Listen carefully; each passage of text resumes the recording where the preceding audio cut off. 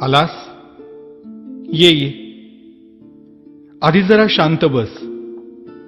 मोकळा श्वास घे. आल्या आल्या केळी आणि मोदकांची लाच देऊन तुझ्या मागण्यांचं ओझं माझ्यापुढे टाकू नकोस. किंवा खरं तर यावर्षी काही मागूच नकोस. मागच्या वर्षीच्या तुझ्या मागण्यांचं काय झालं हे देखील विचारू नकोस. कारण कितीही मागण्या पूर्ण केल्या तरी तुमच्या अपेक्षा वाढतच जातात.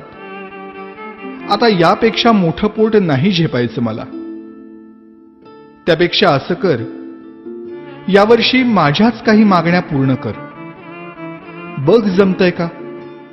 यावर्षी तरी निदान माझ्यासमोर दुसऱ्याचं वाईट चिंतू नकोस. उगीच माझ्या नावाखाली खोटी वर्गणी उचलू नकोस. रात्रभर जागू नकोस. जागलास तरी पिऊ नकोस. प्यायलास तरी निदान झिंगू नकोस. नकोय रे मला 30 तोळ्यांची माळ.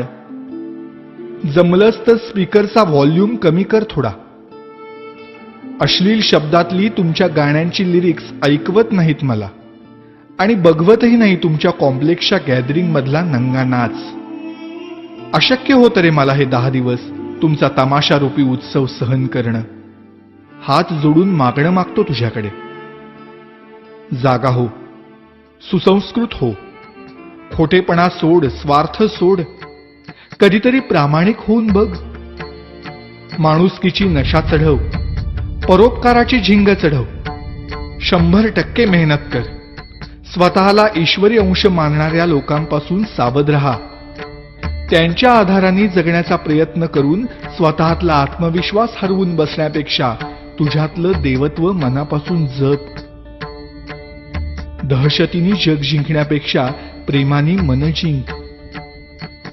श्रीमंतांचे जोडे पुसण्यापेक्षा गरिबांचे पाय धु. पैशाने श्रीमंत होण्यापेक्षा मनाने श्रीमंत हो. बघ आता यातलं किती तुला झेपतंय. रागावू नकोस भक्ता. आणि रित्या हाताने जाऊ नकोस. नेहमीच मागत राहण्यापेक्षा अखंड देत राहण्यातला आनंद तुला लवकर लाभो. हाच माझा आशीर्वाद. भेटूच पुन्हा.